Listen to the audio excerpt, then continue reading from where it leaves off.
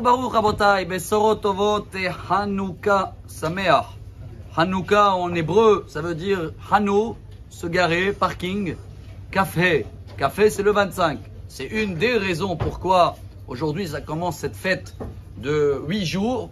Parce que la guerre qu'il y avait, les Juifs qui n'étaient pas nombreux contre les Grecs à l'époque, ils ont pu tout terminer. Et à partir d'aujourd'hui, bien sûr, le temple il a été purifié. Et ils ont trouvé la petite fiole et ils ont pu allumer avec combien de jours?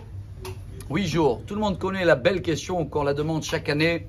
Et apparemment, il y a quelqu'un qui a écrit un livre avec 250 réponses à cette question. La valeur numérique de Ner, bougie, c'est 250. Quelle est la question? S'ils ont trouvé une petite fiole qu'on pouvait allumer avec 1 jour, bon, alors le premier jour, il n'y avait pas de miracle. Ah, après, il fallait chercher 7 jours, l'huile dans l'endroit pur, dans le nord, et retourner avec. Alors je comprends, il y a eu 7 jours un miracle. Et pourquoi Hanouka est 8 jours et non pas 7 jours? Je vous laisse faire des devoirs avec les 250 réponses. Mais une des réponses très belles, c'est que dès qu'ils ont vu qu'ils ont une seule fiole et ils ont calculé que là, le prochain, il va arriver dans une semaine, ils ont réfléchi, qu'est-ce qu'on fait le premier jour? On met un tout petit peu pour une demi-heure ou allez, on met tout et on verra demain, Dieu est grand. Et c'est ce qu'ils ont fait apparemment, mais selon une version, non. Ils ont dit, attendez, si la mitzvah c'est une demi-heure, on met un petit peu et on va garder pour demain et après-demain. Et ce qu'ils ont mis pour une demi-heure a été allumé toute la nuit dans la menorah de Beth Amikdash.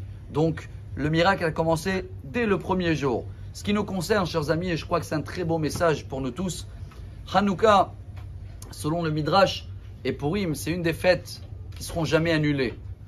Chas v'shalom, il dit le Radbaz, Rabbi David Ben Zimra. Chas v'shalom, quelqu'un qui ne comprend pas bien ce Midrash et il croit que Pessah et Rosh Hashanah, ça va être annulé. Ça veut dire quoi? Que quand il va venir Mashiach, il va avoir une lumière tellement grande que tous les autres fêtes, ce sera comme une bougie dans la journée. Mais Hanouka et Purim, leur lumière est tellement forte que ce sera toujours une lumière dans une obscurité. Vous allez me dire, mais quelle obscurité? S'il va venir Mashiach, il y a une grande lumière. Et la réponse, elle est très profonde. Tous les problèmes de déprime, l'esprit, les gens, l'angoisse, tout ce qui est dans le nefesh, dans l'âme. Nefesh, c'est quoi? C'est les initiales de quoi? Ner, ptila, shemen. C'est exactement les 3 choses de Hanouka. La bougie, la mèche et l'huile. Tout la sgoula de Hanouka, c'est pour réparer tous ces problèmes-là qui sont dans la tête. Et en ce moment, génération, regardez, ils sont tous débordés. Les psychologues, les machins, chacun qui propose à guérir. Tu as une meilleure ségoula, c'est de Hanouka, rester devant les bougies. Bon, ça, on a parlé la petite demi-heure. Et de faire quoi? Et voilà une très belle ségoula. Le Teilim du Hanouka, c'est le Teilim 30. Celui-là, le roi David, il était malade 13 ans. Il était au lit, après l'histoire de Bathsheba. Et quand son fils, le roi Salomon, il a inauguré le temple, il voulait que tout le peuple d'Israël, ils vont voir que ça y est, c'est derrière lui. Et quand il a vu que les portes du temple, ils ont été ouverts, c'est là où il s'est levé, il a guéri et il a instauré Mizmor, Shir, Hanouka, Tabait le David. Alors c'est ce Teilim là qui est ségoula de guérir tous les problèmes qu'on a à l'intérieur.